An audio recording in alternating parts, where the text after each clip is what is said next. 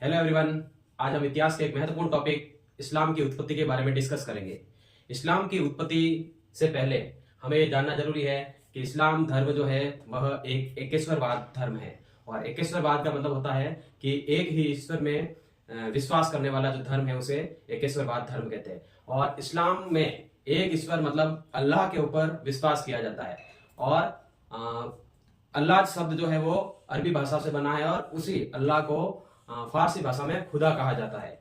इस्लाम धर्म की स्थापना या इस्लाम धर्म के जो संस्थापक है वह हजरत मोहम्मद साहब को कहा जाता है। हजरत मोहम्मद साहब का जन्म 570 ईसा पूर्व में सऊदी अरब के एक महत्वपूर्ण शहर मक्का में हुआ था। और मक्का शहर में ही यहाँ पर लगभग 610 ईस्वी में इन्हें महाज्ञान की प्राप्ति हुई थी। मक्का की एक महत्वपूर्ण गुफा थी, उस गुफा का नाम था हीरा गुफा। कहा जाता है कि जो हजरत मोहम्मद साहब थे वह उस हीरा गुफा में घंटों बैठकर प्रार्थना किया करते थे, इबादत किया करते थे। और एक दिन ऐसे ही वो इबादत करने के लिए हीरा गुफा में जाते हैं और वापस आते हुए अपने साथ में एक पवित्र पुस्तक लेके आते हैं जिसे हम सब कुरान के नाम से जानते हैं। उसके बाद में ये अपने जो उपदेश है वह वहां के आम जनता के सामने देने लगे और इनकी पॉपुलैरिटी जो है, लोकप्रियता वो है बढ़ने लगी। इनकी बढ़ती लोकप्रियता से खतरा हुआ जो वहां के यहूदी और ईसाई धर्म के जो लोग थे उन्हें, तो इन्हें जो है वह परेशान किया जाने लगा। तो हजरत मोहम्मद साहब मक्का को छोड़कर मदीना की ओर प्रस्थान कर जाते हैं। ये जो घटना थी, ये घटना इस्लाम धर्म में जो है हिजारत के नाम से जानी जाती है। और इसके अलावा ये जो घटना 622 ईस्वी में मोहम्मद साहब 622 ईस्वी में मक्का से मदीना की ओर प्रस्थान कर जाते हैं और इस घटना को इस्लाम धर्म में हिजारत कहा जाता है। और यहीं से 622 ईस्वी से ही प्रारंभ हुआ था इस्लाम धर्म का जो महत्वपूर्ण कैलेंडर है हिजरी संवत। और मतलब अधिकतर जो इस्लाम शासक है या मुस्लिम शासक है वो हिजरी संवत को मानते हैं। और उसके बाद में लगभग 632 ईस्वी में हजरत मोहम्मद साहब की मृत्यु मदीना में हो जाती है। तो इसको हम थोड़ा सा नोट डाउन करके आज के इस टॉपिक को शुरू करते हैं। इस्लाम धर्म की उत्पत्ति। तो सबसे पहले जो है इस्लाम एक एकेश्वरवाद धर्म है। आप सबको पता है एकेश्वरवाद धर्म कहा जाता है। और एकेश्वरवाद का मतलब होता है एक ईश्वर में विश्वास, एक ईश्वर में विश्वास। और उस एक ईश्वर को जो अरबी भाषा में अल्लाह कहा जाता है और उसी एक ईश्वर को फारसी भाषा में खुदा कहा जाता है। इस्लाम धर्म के अगर संस्थापक की बात करें,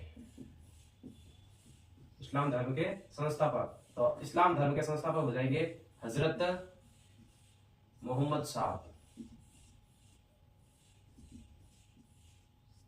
हजरत मोहम्मद साहब का जो जन्म है, हजरत मोहम्मद साहब का जन्म 570 ईस्वी में सऊदी अरब के एक शहर मक्का में हुआ था। और इनको जो महाज्ञान की प्राप्ति ये हुई थी 610 ईस्वी में। और इसी 610 ईस्वी को माना जाता है, इसी वर्ष इस्लाम की स्थापना की गई थी। इस्लाम धर्म की स्थापना अक्सर एग्जाम में पूछा जाता है कि इस्लाम धर्म की स्थापना कौन सी शताब्दी में हुई थी। तो 610 ईस्वी हो गया, मतलब 7वीं शताब्दी में इस्लाम धर्म की स्थापना 7वीं शताब्दी में की गई थी या हुई थी। अब इसके बाद में इनको जो महाज्ञान की प्राप्ति है वह एग्जाम में अक्सर पूछा जाता है कहां पर हुई थी। तो मक्का शहर में एक गुफा है जिस गुफा का नाम है हीरा गुफा। उस हीरा गुफा में ही वह घंटों बैठकर जो है इबादत किया करते थे अल्लाह की। और एक दिन उसी गुफा से बाहर निकलते हैं, अपने साथ में एक पवित्र पुस्तक लेकर आते हैं जिसे सब कुरान कहते हैं। और उस कुरान में इस्लाम धर्म की जो तमाम शिक्षाओं का जो है वो उल्लेख किया गया है। अब इसके बाद में यहाँ से वे इस्लाम धर्म के जो प्रचार प्रसार करना प्रारंभ करते हैं, अपने उपदेश जो आम जनता थी वो आम जनता को देना प्रारंभ करते हैं। तो इनकी जो पॉपुलैरिटी है, उन पॉपुलैरिटी का इनकी पॉपुलैरिटी का खतरा होने लगा यहूदियों को और ईसाइयों को, यहूदियों और ईसाइयों को। तो ये यहूदी और ईसाई जो है वो मोहम्मद साहब को परेशान करना प्रारंभ करते हैं। इसी वजह से मोहम्मद साहब जो है 622 ईस्वी में मक्का से चले जाते हैं मदीना, और मक्का से मदीना जाने की इनकी जो घटना है, इस घटना को कहा जाता है हिजारत। और 622 ईस्वी में ही एक इस्लामिक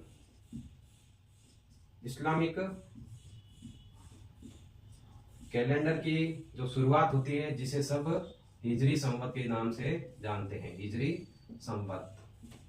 तो एग्जाम में पूछने लायक सवाल है। सबसे पहले इस्लाम धर्म के संस्थापक मोहम्मद साहब हो जाएंगे। आपके जन्म के बारे में अगर पूछा जाए तो 570 ईस्वी हो जाएगी।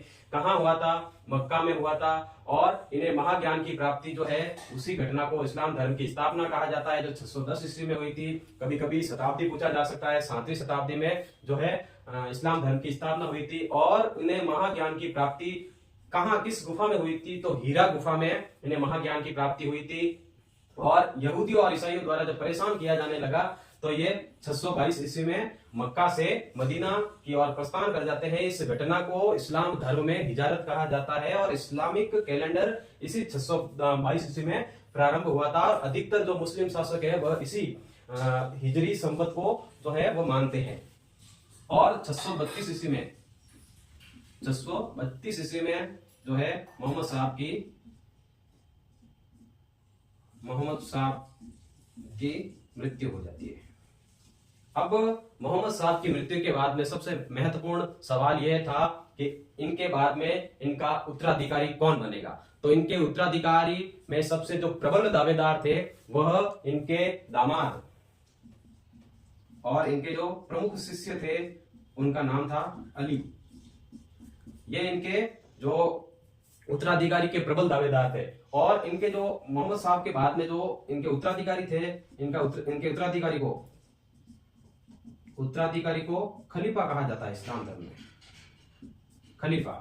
तो मोहम्मद साहब की मृत्यु के बाद में इस्लाम धर्म के जो खलीफा या उत्तराधिकार के जो प्रबल दावेदार, वो उनके दामाद या इनके प्रमुख जो शिष्य थे अली, वो थे। लेकिन इन्हें नहीं बनाकर जो प्रथम खलीफा, इस्लाम धर्म के जो प्रथम खलीफा बनाया गया था अबू बकर को।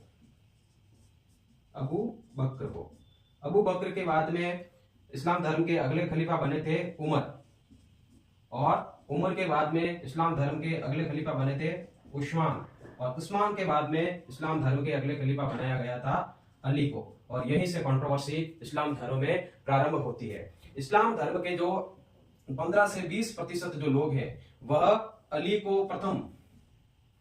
को जो फर्स्ट खलीफा मानते हैं, जबकि 80 से 85% जो लोग हैं वह अबू बकर को फर्स्ट खलीफा मानते हैं। अब यहां से इस्लाम धर्म में कंट्रोवर्सी प्रारंभ हो जाती है, विवाद प्रारंभ हो जाता है। तो यहां से इस्लाम धर्म 2 संप्रदायों में विभाजित हो जाता है। और आप सब जानते हैं ये 2 संप्रदाय क्या कहलाते हैं। एक संप्रदाय को कहा जाता है शिया और दूसरा संप्रदाय कहलाता है सुन्नी। शिया जो अली के अनुयायी थे या अली को जो प्रथम खलीफा मानते थे उन्हें शिया कहा जाता है, और जो अबू बकर को मानते थे प्रथम खलीफा उन्हें सुन्नी कहा जाता है। कालांतर में शिया और सुन्नी दोनों एक दूसरे के कट्टर दुश्मन बन जाते हैं। और इनके बीच जो विवाद को सुलझाने के लिए इस्लाम धर्म में एक और संप्रदाय का प्रादुर्भाव हुआ, जिसे हम सूफी संप्रदाय के नाम से जानते हैं, सूफी संप्रदाय। और सूफी संप्रदाय जो है वह सूफ शब्द से बना है। सूफ शब्द का अर्थ होता है पवित्र या ऊन। तो ये जो लोग थे वो अपने आप को बहुत पवित्र मानते थे और इसके अलावा ऊनी चौका पहना करते थे, इसलिए इनको सूफी कहा जाता था। और ये अल्लाह को अपना महबूब मानते थे, ये अल्लाह को अपना महबूब मानते थे, महबूब मानते थे और अल्लाह की इबादत ये संगीत के माध्यम से करते थे, संगीत के माध्यम से करते थे। और ये जो संगीत है वो कहलाता था कव्वाली। कव्वाली। अब यहां से इस्लाम धर्म के जो शासक थे उन शासकों को दुनिया के अलग अलग जगहों पर भेजा गया इस्लाम धर्म के संस्थापक के लिए, इस्लाम धर्म की प्रचार प्रसार करने के लिए। उसमें से हमारा देश भी था, हमारा देश भारत में भी इस्लाम धर्म के प्रचार प्रसार के लिए जो है बहुत से जो मुस्लिम शासक हैं वो आते हैं। तो कौन थे प्रथम मुस्लिम शासक, इसके बारे में हम अगले वीडियो में डिस्कस करेंगे। इसके अलावा हमें इस्लाम धर्म के जो 5 पिलर है या 5 स्तंभ है उन स्तंभों के बारे में भी ध्यान रखना है। सबसे पहला मतलब एक इस्लाम धर्म को मानने के लिए महत्वपूर्ण 5 स्तंभ जो है वो बताए गए हैं। पहला स्तंभ है कि कलमा पर एतबार, कलमा पर एतबार या विश्वास। एतबार मतलब होता है विश्वास। दूसरा हो जाएगा 5 वक्त की नमाज, दिन में 5 वक्त की नमाज। तीसरा हो जाएगा रमजान के महीने में रोजे रखना।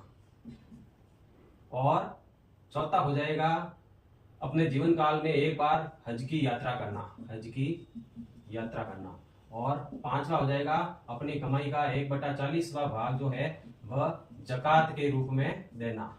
ये 5 पिलर जो है मतलब ये माना गया है कि इन 5 नियमों को फॉलो करने वाला असली मुसलमान कहलाता है। कलमा पर एतबार का मतलब है कि ला इलाहा इल्लल्लाह रसूल अल्लाह, मतलब जो मोहम्मद साहब के द्वारा कहे गए शब्द है कि मैं मतलब अल्लाह के द्वारा भेजा गया अल्लाह का अंतिम दूत हूं धरती पर। और इस पवित्र पुस्तक जो कुरान है उन कुरान में लिखी गई तमाम जो बातें हैं उनको प्रत्येक मुसलमान को माननी है।